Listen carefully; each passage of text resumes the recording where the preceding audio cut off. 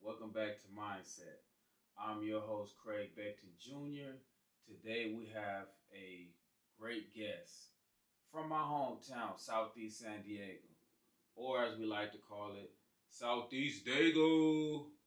Roosevelt Williams III, awesome guy. He's done some amazing things, which you'll learn about shortly. I know it's been a while. We've recently updated our equipment and moved some things around. But we have some great guests coming, more amazing people. So please continue to tune in. Thank you. Such a beautiful feeling to know your dreams will always be worth it. Such a beautiful feeling to know your dreams will always be worth it. $1,000,000 dreams in the urn, so I ride or I live and learn. Get the blessings now, money earned. Don't do the usher, don't let it burn. Pointed pistol, snatching Jimmy Choo. Running streets, dodging GSU. Mama and granny been praying too. Living dreams, she can do it too. Money not the same unless the homies can hit. Dreaming not the same unless the homies commit. Yeah, bar the block, we don't want the lead. I just wanted to start off with just when I first met you. I think I was 18. I probably was 19 or 20. That was like back in 2009 or 10. But I spoke with you very briefly, but I identified with you. When I talked to you, I saw me in you, with the suit and everything. I identified with you by how the way you spoke and you carried yourself. And I told myself, man, I was like, I don't know who he is. He got the suit on, but he just like me. We from the same neighborhood. I don't know his background or anything, but he just like me. So I say that. Can you to go into the question and just can you just give a little bit about growing up in Southeast San Diego, and how that was for you and that transitioning going now. For sure, yeah, man. Growing up in Southeast San Diego, it was definitely interesting. Especially for me, man. Just because San Diego is the eighth largest city, what I'm saying, in the states, and it's actually the third largest in California, second or third in California. Pretty much, it's a high cost of living city. So I grew up in a single parent household, and my mom, God is love. We just kept getting evicted out of spots. You know what I mean? We getting evicted, and it always happened around like August or September. August or September, we'll get evicted or whatever, just like 4 or 5 times, and then it didn't dawn on me. Reason why we kept getting evicted, man, because my sister and I, our birthdays, my sister's birthday is July 3rd, mine July 7th, and my mom's always throwing big birthday bashes for us. You know what I mean? She loves it so much. She's throwing big birthday bashes, so we always evicted. So I pretty much got to be able to see the city of San Diego and San Diego, just in certain different communities, man. Low, moderate income communities, a Santa Margarita, man, Naraha, Church Wards, you know what I'm saying? Like the Willie Jones James, you know what I'm saying? All in certain pockets that were under the poverty line. So I really couldn't get mixed up in the gang banging just because just last year I was living over there. Now I'm living over here. Then I'm living over there. So it gave me like an interesting perspective. And I guess it was a blessing for a reason. I was always on the move, but also I was going to so many schools.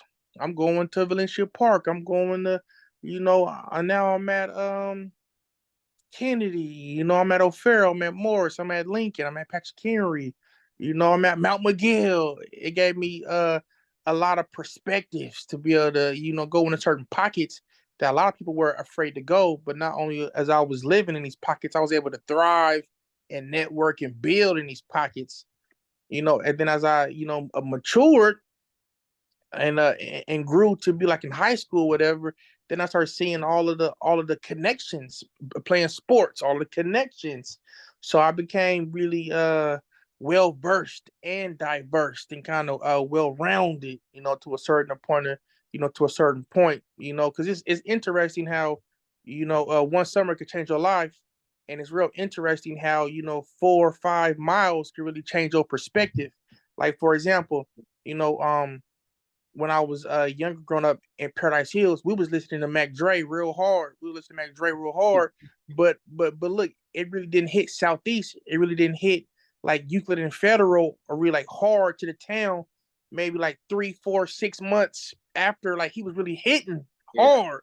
So people was we was already not promoting any drugs and like that. But we was already mimicking the Thiz dance, and people was looking at us crazy like, "What are you doing?" Yeah. So just being ahead, like I was able to see how that little mini story. We was ahead. I was ahead maybe like 6 months, or just my regular peers, and it goes vice versa. And on the market and the federal side and all that, they had stuff that was trending before, certain neighborhoods had it. And this being me, being having friends and able to move and groove in all the communities, I was able to see what's trending, what's not, and really what not to get into. Because like back to that Mac Dre story, big love to all sides, but some people thought they had to do the drugs to do the dance. Yeah. Right. And a lot of folks didn't come out of the drugs, Yeah. and some folks are just doing the dance. So to be able to be like, okay, you can do the dance without doing the drugs, and you can still make it to next summer. That was a big blessing to be able to had that foresight and really to be a part of it. Because a lot of folks, was didn't make it about that summer, man. A lot of summers they didn't make it out. So I told like a little mini story just to say how blessed, and just how being able to stop, look, and listen, I was able to learn the do's and the don'ts, being in a high populated San Diego, is so close to LA, so everybody think that they're Hollywood, but they're really not. You know what I mean? So San Diego is a sunny place for shady people. You Yeah. know what I'm saying? So I had to be able to. I was just blessed and really thankful, man. You know what I mean? Hopefully, I didn't take too much of your time telling that little brief Oh, story, no, but I no. just wanted to just share how I had to navigate and how I had to use my spider senses to Right. survive. Right. Okay, man. And with all of that, with you navigating and moving around a lot, when did you identify with yourself that you wanted to be um, of service to to the community? Yeah, that's another good one right there. When I was in a middle school at O'Farrell, I used to always draw dollar signs on my paper. Always, like, it was habitual, man. To my, I got expelled from O'Farrell too. So but I used to just, my mind, single parent household. Just seeing, listening to music, and just being of of, of the town. Um, I kind of got laser focused when I got expelled from school. So I got expelled from O'Farrell for extortion. I was pretty much just a follower. Back then, the Powerade machines was 75 cents after PE, so you get a quarterback. And I would stand by the Powerade machine and be like, "Can I have your quarter? Can I have your quarter?" You know what I'm saying? And I guess some individuals said I was taking their quarters. You know what I'm saying? So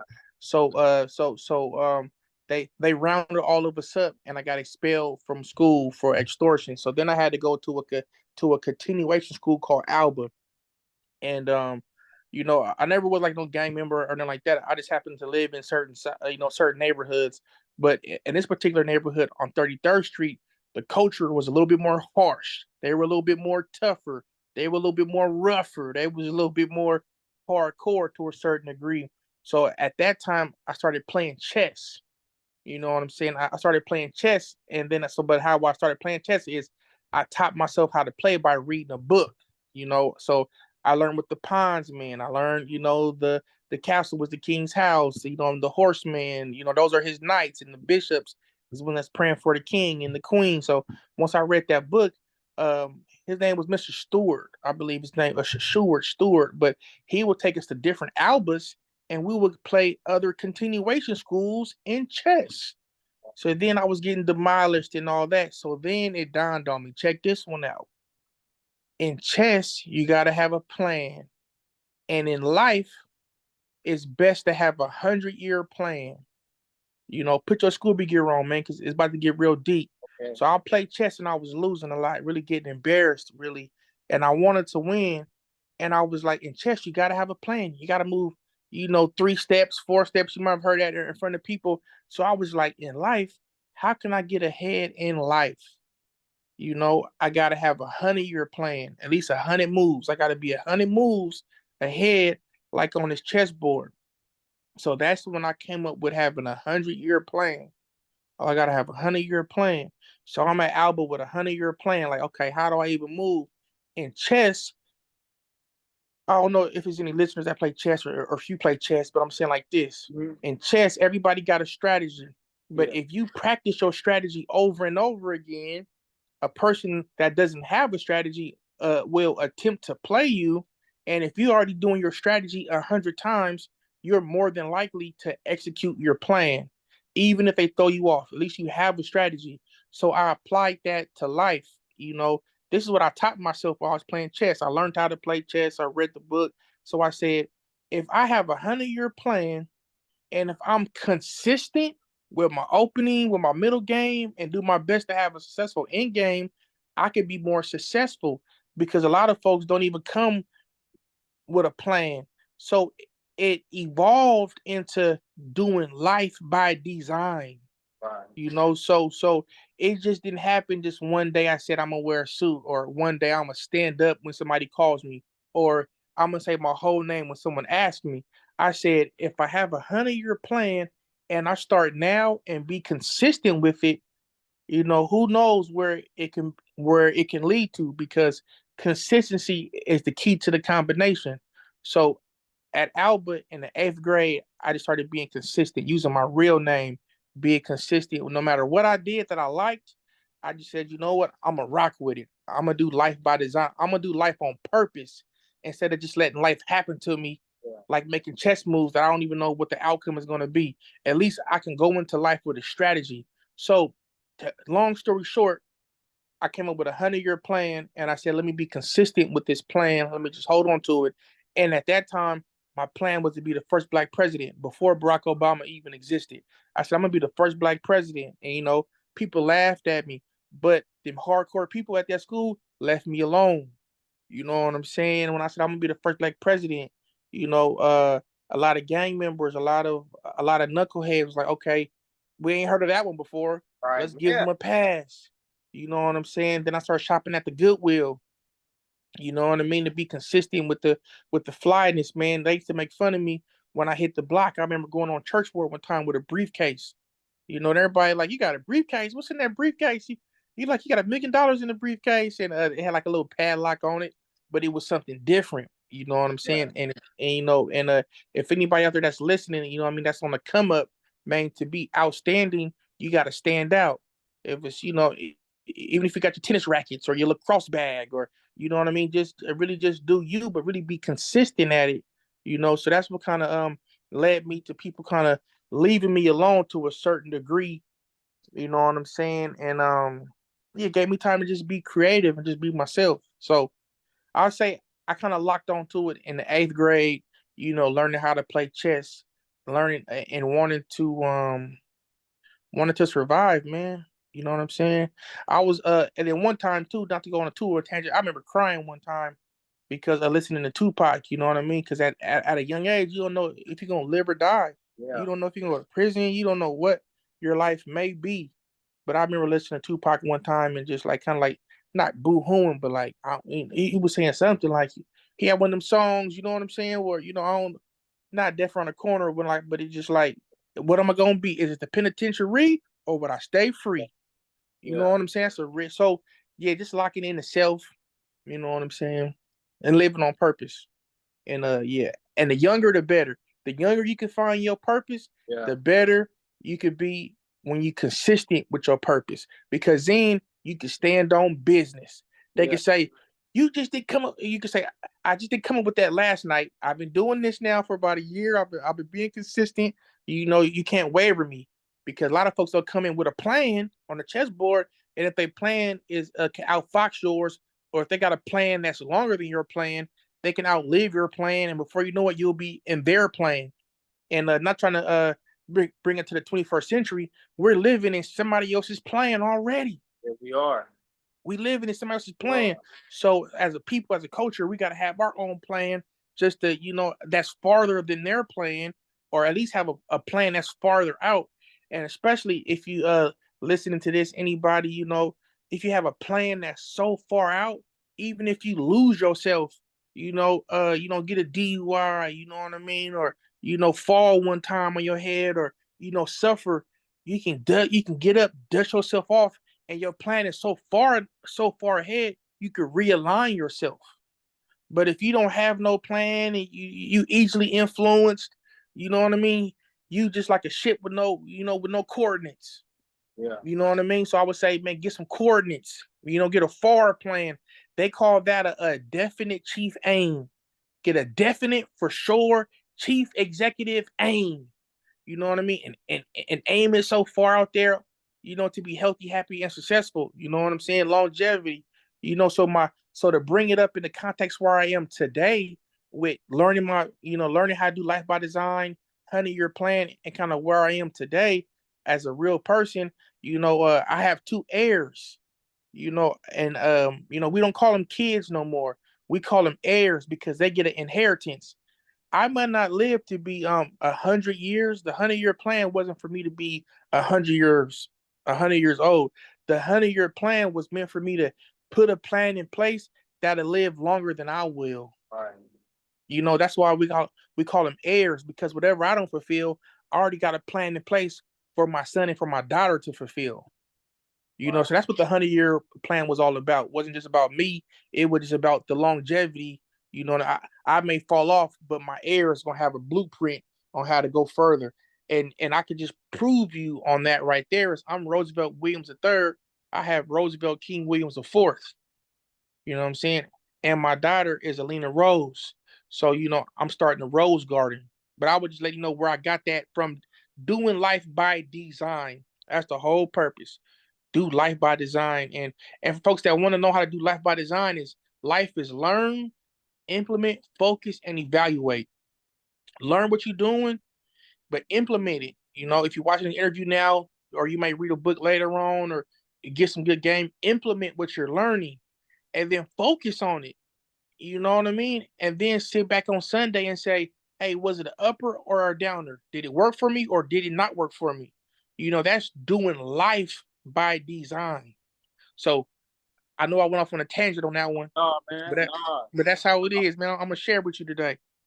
Nah, man. That's that. I appreciate that right there. You, man. Wow. Going into that, I got a detour question from what you were saying.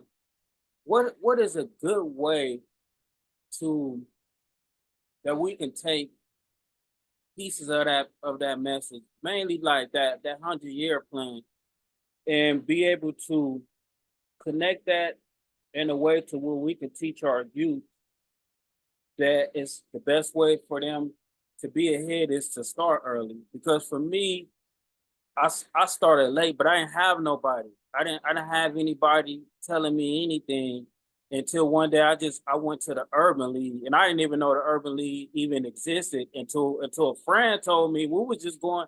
He said, "Let's go to the Urban League. We could get a job." That's all he told me, and I went there, and I learned so much. Me not knowing that even existed, but with today's youth, I think if like me, if they can identify with somebody like you, then they'll be motivated to say, you know what, I want to grab a shirt and a tie too. Yeah, man. So for the youth that's watching, or anybody that's watching, yeah, I am an Urban League lifer. The Urban League helped save my life, as well, and not just because it sounds cool. I remember when okay, I graduated out of high school, and I got this letter in the mail. Well, I could have went to Morehouse just because I went and became Mr. Gold Coast Classic, but then I got a scholarship, you know what I'm saying, for $10,000, but that's all I had, and that wasn't probably gonna even be a semester, So I ended up going to a community college and using that 10K just on lunch, you know what I'm saying. So at the same time I'm doing that, um, I was also going to Alliance International University, but I was enrolled there off of a scam. Like they kind of wanted me to go there and see how the school was for a week, but I ended up living in the dorm room. You know what I'm saying? I didn't want to go back to the town, And I knew just because my inner body was telling me, you know, you got to pay for this, right? But I was like, damn, if they don't know, they don't know. And, you know, had no police come tell me to get out or nothing like that. But I knew, like, I'm living here, like, you know what I mean? They're going to try to come and they're going to hit me with a bill. I know they are. Like, it's common sense. I didn't want to lie to myself. So I said, okay, bam, I'm living up here. What's my next move? And the reason why I said the Urban League saved my life because they was trying to call me. I just happened to go to the Urban League. Hey, look, you got another 10K grant scholarship, you know, from being in the 21st century youth leadership team. I was able to use that money because they did come knocking on a check. They did come knocking. You owe us X amount of dollars. So I had funding from the Urban League. That was a huge blessing. And then I was able to go back to the community college and go to the Urban League. They helped me write my resume to be able to get a job working for the city council. So it was the Urban League that helped me out. So that's really not like no funny story. That's a real story from a real person and a blessing. But if you don't have an Urban League in your city, which you probably do, or anybody that's listening, find you a mentor. You know what I mean? A mentor can make a year-long journey a shortcut. Get with somebody that's been there and done that. Not a fast talker, street walker. You know what I mean? Somebody that just talking slick. Because what I'm realizing, anybody that's listening to this video here, that you got a lot of people that's giving out steak sauce with no steak. You know, I had some of those in my life, you know, that just make it sound good, whole lot of fluff. But if you make a power analysis, are they really giving you some steak, something you could chew on, something that's tangible, or are they just, you know, talking because they got lips? Mhm. So anybody that's listening to this, you know, get you with a mentor that can really, you know, take you to the next level, and really that want to help you out. But you also got to be you know, prove that you want to be something, you know. So I would just say anybody that listen to this that want to be something, because everybody don't want to be nothing, you know what I'm True. saying? But if you want to be something, it's ways to do it because success leaves clues, you know. So and a lot of people want to help, but you got to be worth helping. And you know, don't say be helpless, but if somebody invites you to their house, man, when you come to their house, man, start dusting the welcome mat off. Dust the welcome mat off. You know what I mean? Add value to the situation. You know, come in, ask, hey, can I help? You know, can I bring anything? Or, you know, how can I help you? Anybody that's watching this, man, if you ask for money, you'll get advice. But if you ask for advice, you may get some money. You know what I mean? I'm gonna share with you because we really don't have time like this to really be able to share and go back and forth, especially to the young youth out there. And really the future, you know, because I see a lot of individuals just you know, letting time fly, and time is of the essence. You know what I mean? That's why Tupac is still remembered. You know what I mean, to this day. In a lot of ways, I know I said his name already. That's probably because All Eyes on Me was on before this Okay. interview. But you know, work ethic. And go back to putting in work ethic, man. You know what I mean? You only gonna get out of life with whatever you put into it.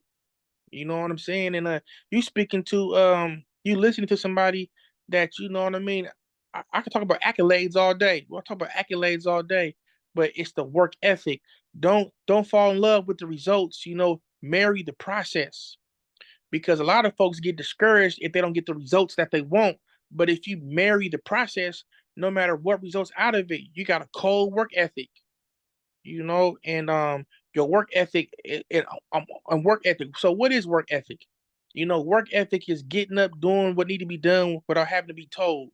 Work ethic is having three or four accomplishments in your mind that you're looking to achieve, one after another. Even if you have one goal that you achieve, three or four should already be you know, cocked, ready to go. You know, the new business model now that I'm implementing is how fast and what's next. What's next? How fast? What's next? How fast? How fast? What next? What's next? Always have something ready to go in the chamber, you know, because especially in the digital age, you know what I'm saying? You got to be able to have everything is moving at a breakneck speed. Yeah. You know, we're in, and I'll say digital age because we're actually in the age of thought. You know what I'm saying? Because the business model, uh, when COVID was going on, When COVID was here, the business model was brick and mortar to click and order. That was the business model. Brick and mortar to click and order. That's my gift. And I created that one. But now the business model is artificial intelligence to actual intelligence. We the ones got to tell the robots and the chat GPTC what to do. But we have to be laser focused in our brains how to crystallize the message. So, we got to have actual intelligence versus artificial intelligence. These is business models, mental models to be able to have, to the up and coming youth, that's watching this video here, because you got to have your mind right. That's what I was saying. Now we were in a digital age. Now we're in an age of thought. You got to have your mind right. If you really think it, you could will it your way. You can ask me how I know. You could will it your way. If you really think about something, it's all energy.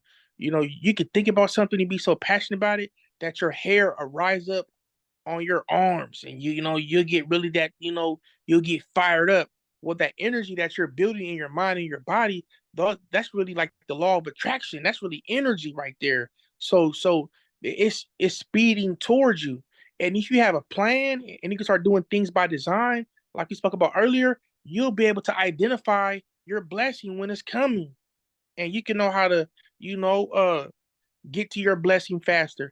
It's all about going further faster, Right. and anybody that got a pen and pad now, I want to give you one to write down.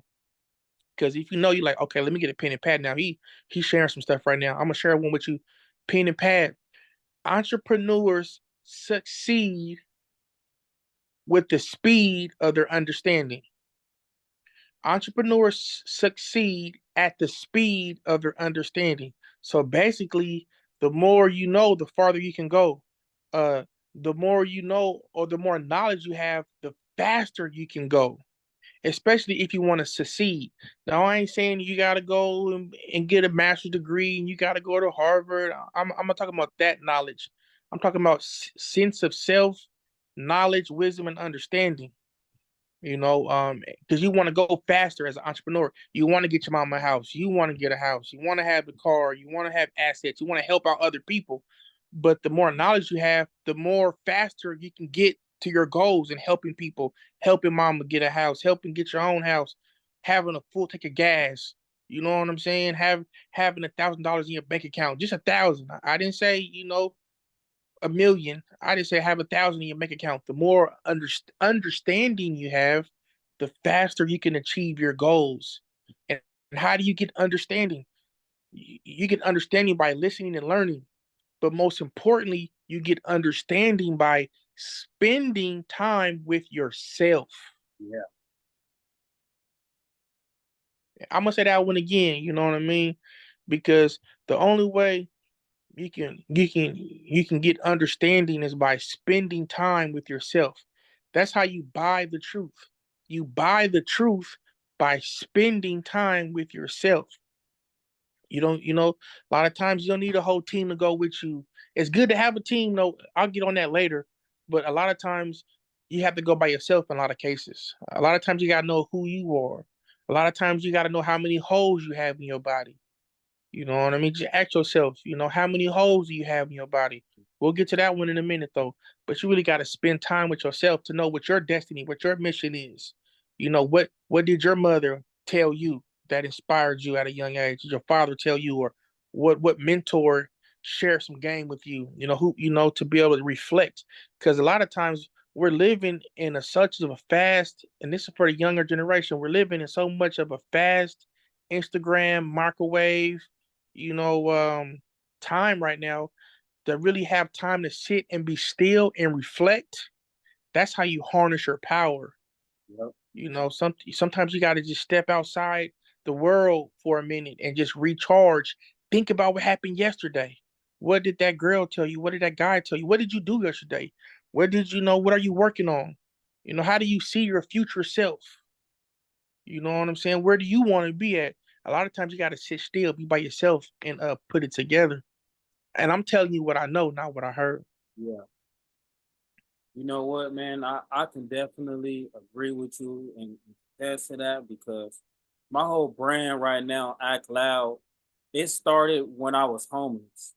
I created that brand and originally it was just supposed to be I wanted to create a fashion that would empower people and then end up switching into filming.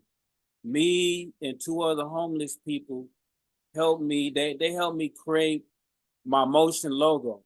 One did the voice, I had the idea, and the other guy knew how to do the brand stuff to put it together. But had I not been homeless, and I was homeless for 2 years when I moved out here to Los Angeles, I had a lot of time to spend by myself because I spent so much time running and hanging out with people, distracting myself that when God got me and put me here, regardless of the situation that I was in, it was the best thing that ever happened to me because I got a chance to understand who I am. I got a chance to like me, and I had a chance to understand why I was running, why I was so afraid of who I was, and not willing to recognize and look at the things that I had been through, so that I can process it in a way so that it'll work with me and not against me. So I agree with you. I definitely agree with you. Yeah, I'm gonna tell you that I mean, you a blessed man for even having that mindset and to, you know, having those. It's called the privilege of poverty. You know what I'm saying? Because I know some folks right now, man, they got it going on so good. You should see them, boy.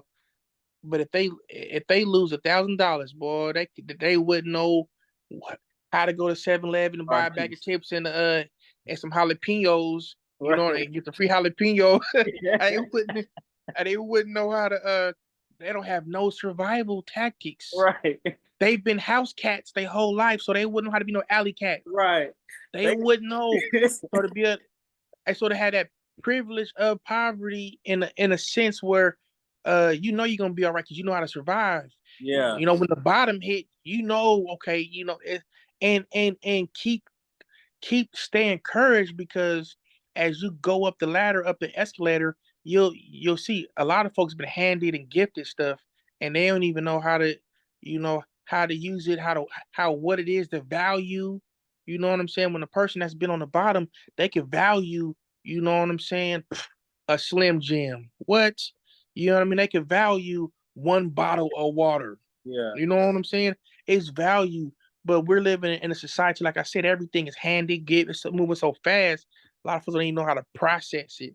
And it's really appreciating the small stuff. It's really where it's at because it's not about getting ahead, it's about staying ahead. Yeah.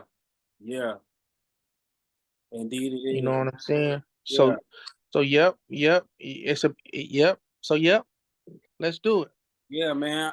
I know you gotta go. I got you got time for three more questions? Yeah, let's do it. Yep. Okay. Let's do it. My Okay. family, they quiet right now. They Okay, show me some cool. love. Okay.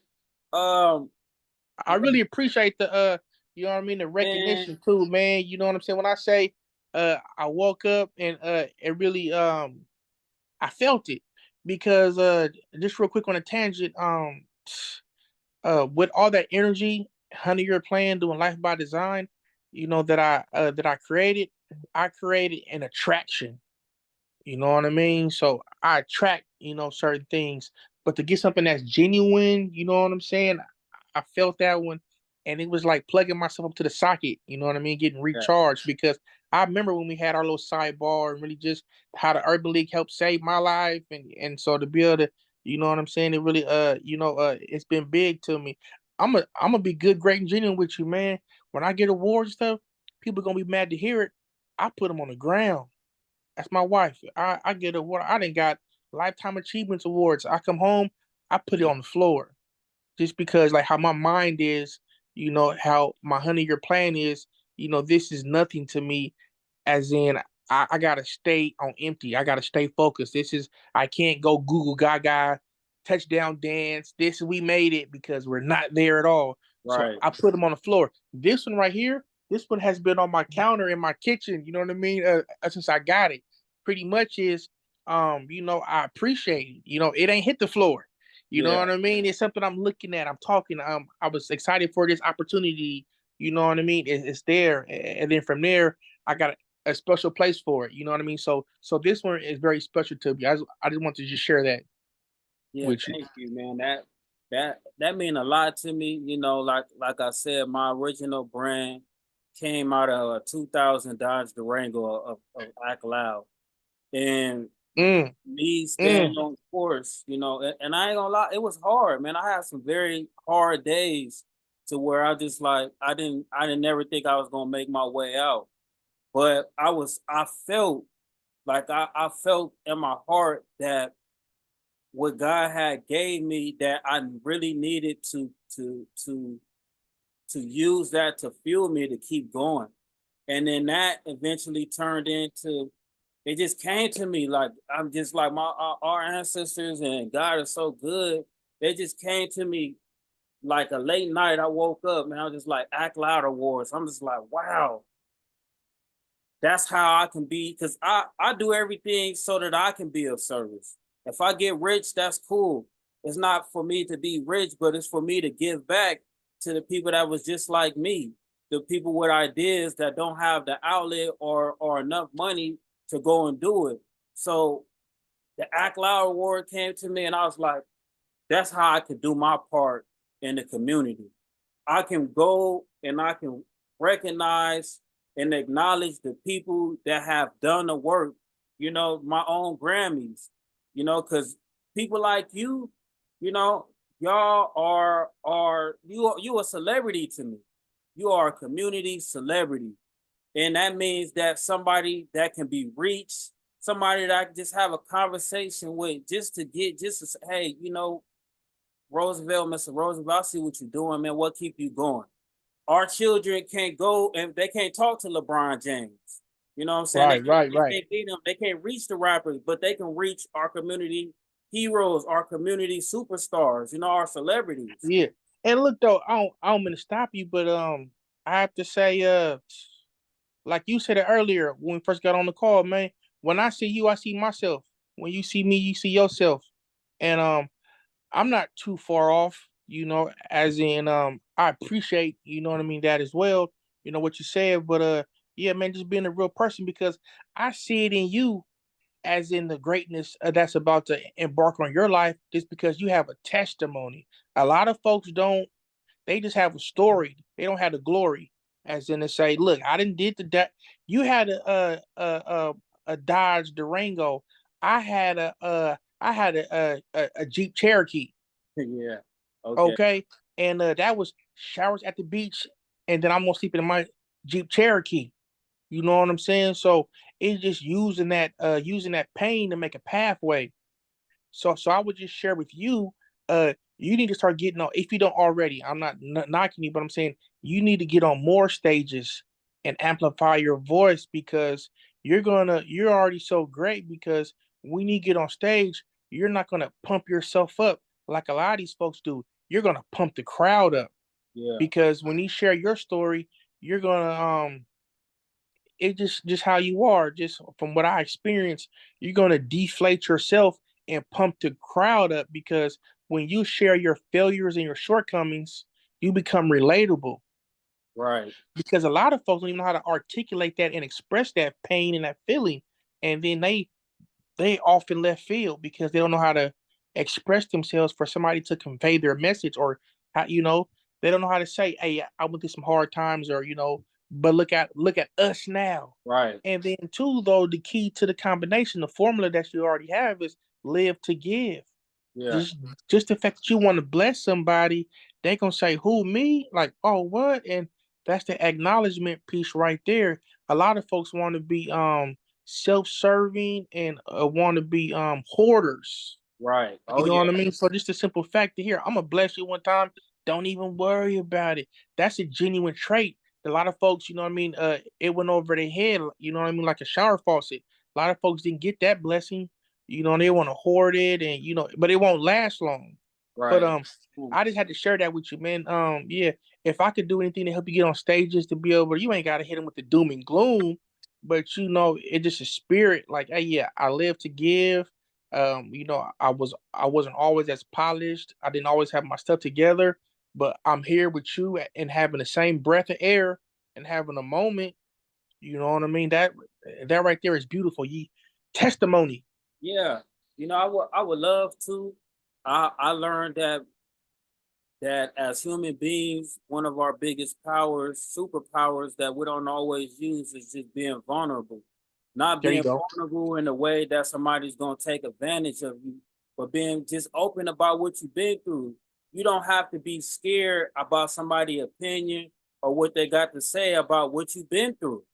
If somebody is willing to, clown you or try to put you down on that, then they need to go and look at themselves. But a Yeah, lot of our people, we be afraid, because we gotta, we yeah, talk about the looks, the looks yeah, we put out. yeah, man. When I was and then you can ask me whether your questions. I won't go off on a tangent no more. Okay. But yeah, when I was coming up, you know, yeah, just I had a certain way about myself, and my mama told me stop lying.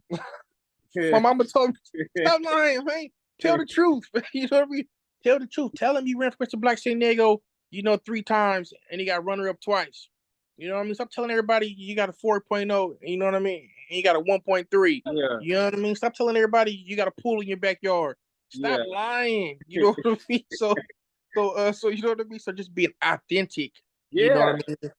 Is and I'm learning that even how to be more authentic, and especially public speaking has really taught me, and I'm seeing it. The more I go and be like, I failed 100 times. I don't got it going on. Somebody in the crowd going, yeah, yeah, me either. You know what I'm saying? yeah. And it comes together, and then it's pure. You know what I mean? You start getting yourself together. So, all right, brother, my bad. I didn't mean to go on tangents, No, but no, I man, felt that. What you were saying, I felt it. I felt it's it. all good, man. I appreciate all the game that you got to say, man. When I first met you, I met you at the Tubman Chavez Center. It ain't Yes, even sir. it ain't even there no more. No, sir. It's Um, a county building. Yeah. yeah, and I came there with Mr. Clayton, and Yeah. Right. Yeah, yeah, yeah, yeah, yeah. Calvin Clayton. Yes, sir. yes, yes, sir, Yes, sir. New Yes, sir. York, Yes, sir. yeah. Yes, sir.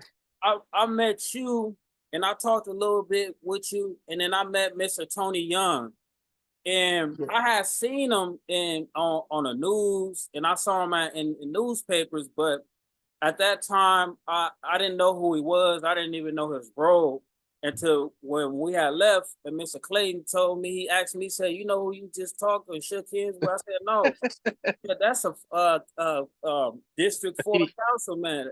I'm like, Yeah. "What's that?" I had no clue what Well, that look at was. that. Right. I Yeah. didn't understand. And then he told me a little bit. I was just like, wow. I went home, when I left, because I would work, I would work at the Urban League 8 hours. I wasn't getting paid. But that's how much, just to see those black men there, that's how much that I just wanted to be around. I would go Look there at like that. it's a regular job and be in the front Yeah. office, taking names down and have a seat and doing that. Was Yeah. was that one of your mentors? Yes, sir. You know what I'm saying? Yes, sir. Yes, sir. So how that all it's a quick story. How that happened was at the Urban League. Boom. You know, remember how I was saying how the Urban League helped me write a resume? It Mm-hmm. was a resume to work for for Tony Young, and which is a council member at that time. So when he was campaigning, he knocked on doors, and he happened to knock on my door, and I offered him some water. You on my vote? Hear me out one time. Yeah, man, it's deplorable, man. The community is shot, man. You know what I mean? We need some assistance. What are you gonna do for us? And he was just so impressed by that spirit, and just the insight that he said, if I get elected, I want you to come and I want you to be an intern. You know what I'm saying? So right when November 4th happened, everybody cheering, my mind was made up. Wednesday, I'm at your front door. You know what I'm saying? So yeah, he said, okay, submit a resume, cover letter. So I went to the Urban League. I need the help, and so they helped me. His name was Mr. Brown, Tony Brown, helped me write a resume for Tony Young's office. Submit my resume, boom. So check this out, true story. For anybody watching this, for all the listeners, man, I worked for him as an intern, boom, with like about 5 other interns. You know what I mean? And I'm like, damn, man, it's San Diego.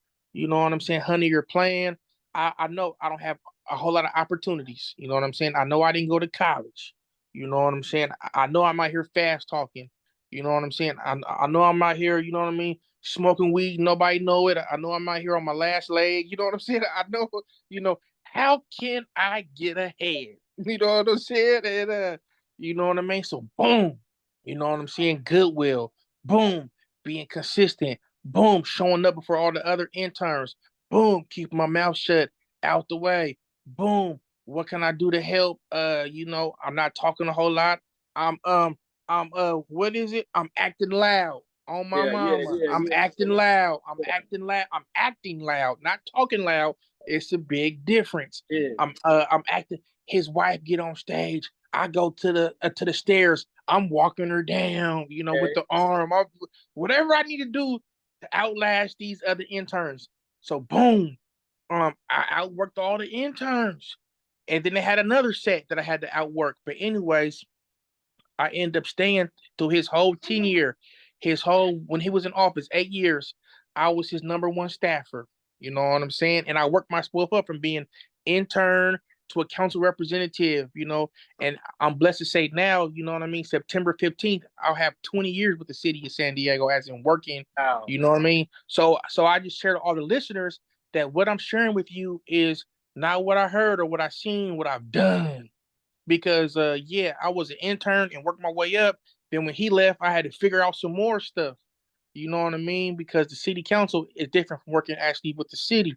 So, but I share that to say whoever listens to this, you can do it too.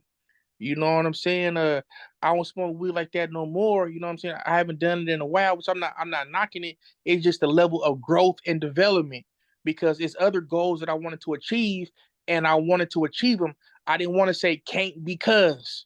If they say pee in this cup, I didn't want to say I can't because.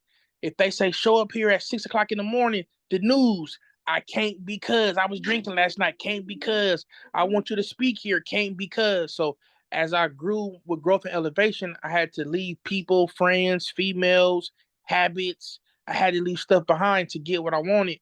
But that's by doing it by design. You know what I'm saying? Each day, you know, uh, I strive to be a better man, a better husband, a better father. You know what I'm saying? A better neighbor. You know what I'm saying? A better community member. That's like my big five. And I'll say it again. You know what I mean? Every day, try to become a better man. God fearing man. You know what I'm saying? A husband. You know what I mean? To my wife. She come first. Then it's to the father. You know what I'm saying? And then become a better neighbor then to become a better community member. You know what I mean? A lot of folks want to save the community, but can't even save the relationship they have the person that's in the bed with them. I can't even save that. So I would say the best thing too is be having the sequences and formulas, as you go on your journey of life, sequences. You don't count to 10, 2, 7, 3, 0, 5. It's an order of operations. 0, 1, 2, 3, 4, 5, 7, 9, 10. In life, you got to put some things in order. It's sequences, so yeah, get some successful sequences. They're already there and bam. But so that's that Tony Young story. So was he a mentor of mine? Absolutely, he was a mentor of mine. It wasn't too many black males in San Diego of influence. And I'm just like you. When I identify it, somehow I go get close to it. I go get up under it. It just my nature of power of authority. Who and it's a blessing that it's been like that.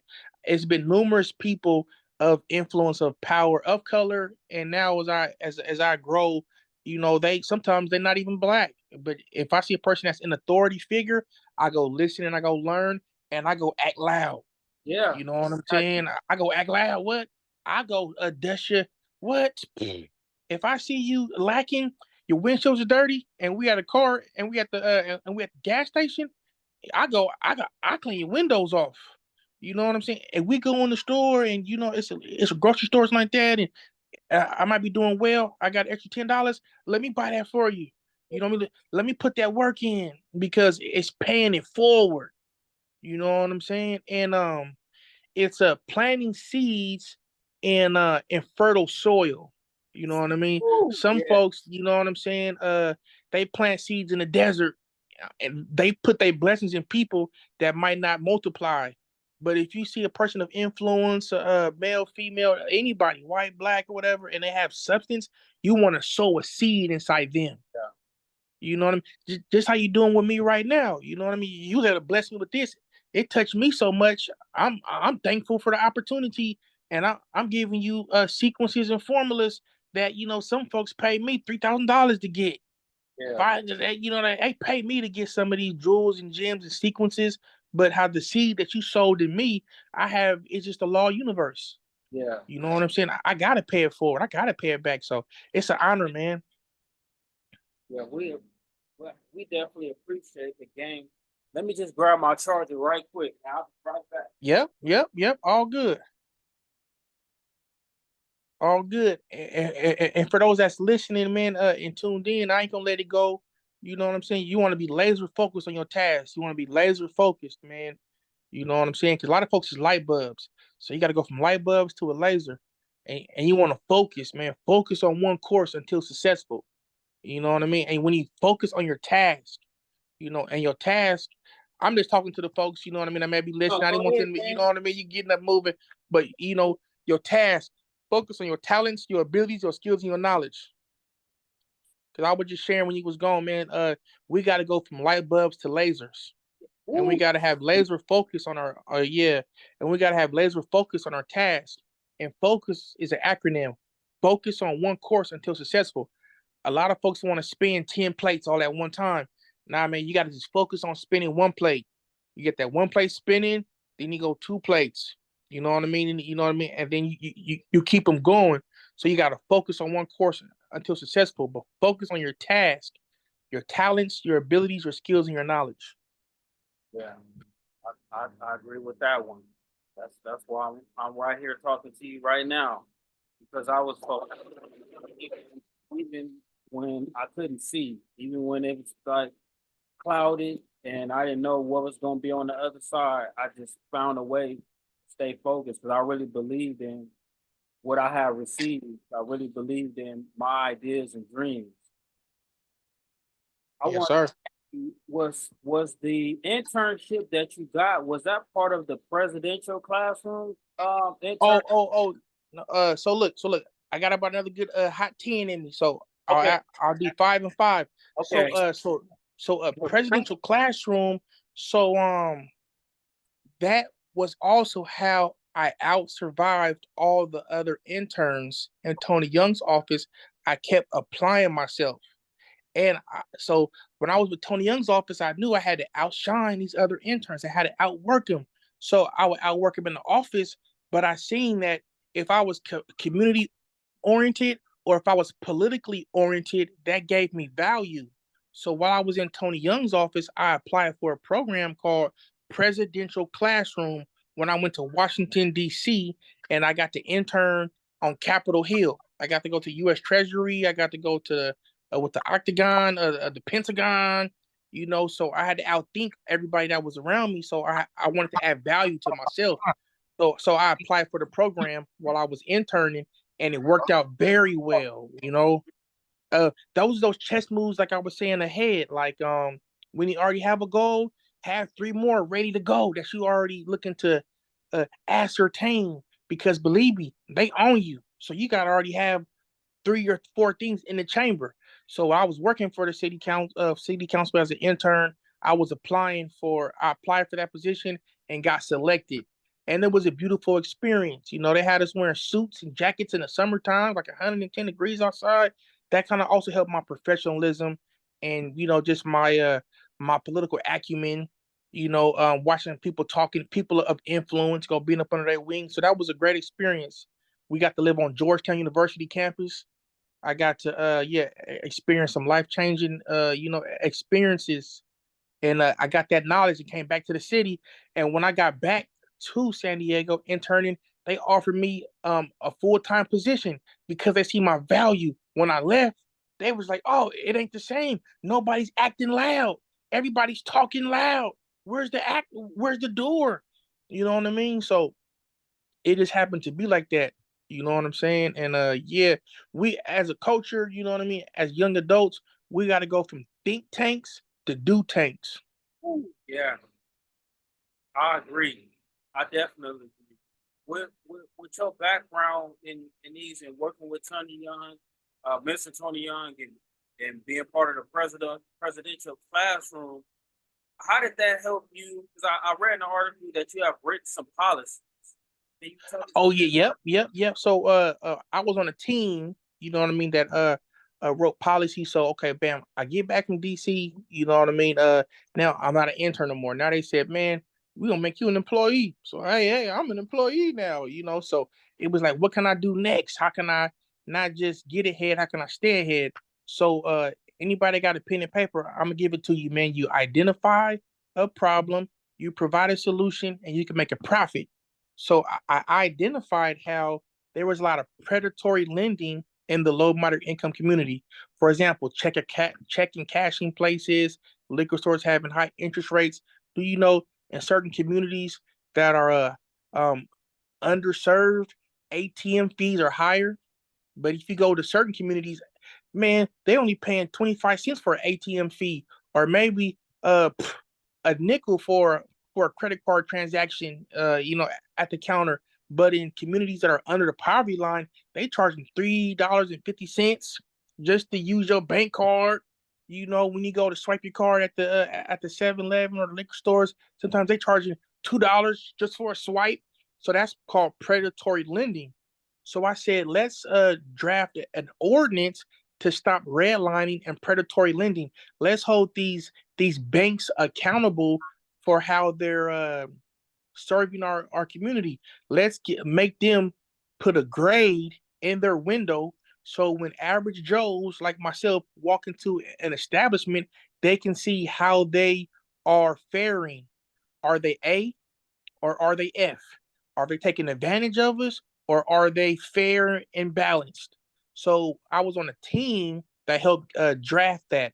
So I did lead the campaign, but when it came to the back office negotiations with the banks and getting it past that city council, I was on a team that got that done. I used to be macho and said, I did it. But then looking at the gravity of the situation, it was definitely a team effort because we was able to meet with Wells Fargo, U.S. Bank, Washington Mutual, Merrill Lynch, well, and make them agree on a scorecard. And if the banks got out of line, they they had to display their grade. So I didn't do that all by myself, but that was a tall order that was passed unanimously by the San Diego City Council that I actually helped and assisted spearhead that. So that's always going to be a major accomplishment. It was called a Responsible Banking Ordinance. Wow, that's big, man. We greatly appreciate that, man. 'Cause you gotta go. Yep, yep. I got three, Emmy. You know what I mean? I got Okay, a last question, Emmy.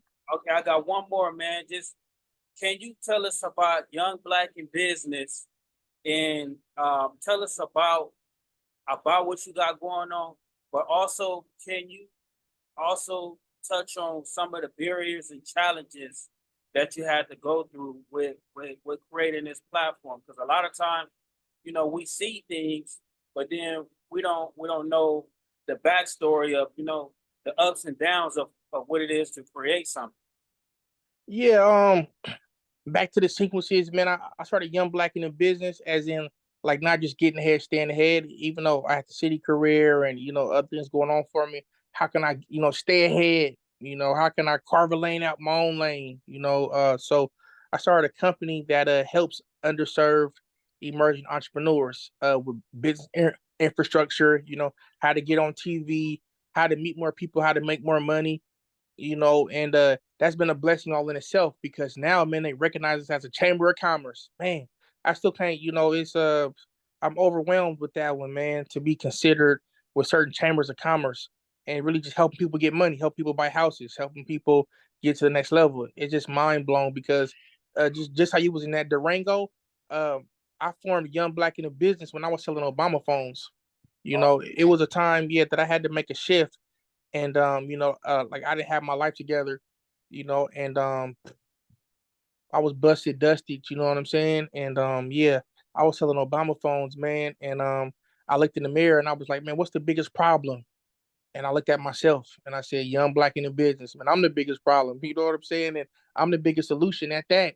So I'm gonna name it after myself. And over the years, it's evolved into young. It's a state of mind. So we have people of all ages, and the color black encompasses all. And we define business as identifying a problem, providing a solution, making a profit. So the educational, instructional, entrepreneurial content that we provide helps individuals come out of the darkness and into the light, which is the information. So now we're a subscription based business. And we have about 300 subscribers to it. And we help people get funding. We help people scale. We're actually having our fourth annual Young Black in the Business Gala Sunday, December 1st at Sequan Casino in the Grand Ballroom. We have a community partnership with San Diego Padres. I didn't do the first pitch, didn't ring the bell out there multiple times. We take high school students to the game free of charge, and they get a jersey. And we're going on our fourth annual business conference that we call BizCon at the San Diego Convention Center, where we host a conference for early emerging entrepreneurs. This year we had about 400 people attend. We already got the date booked for 2025, September 12th, 2025. And yeah, man, we're just growing because there's a need, for this type of knowledge, for these opportunities like you're sharing with me. It's a platform, people just to be able to share, learn, and engage. And I'm happy to be the founder of that organization, president and CEO. So that's that. Young Black in the Business.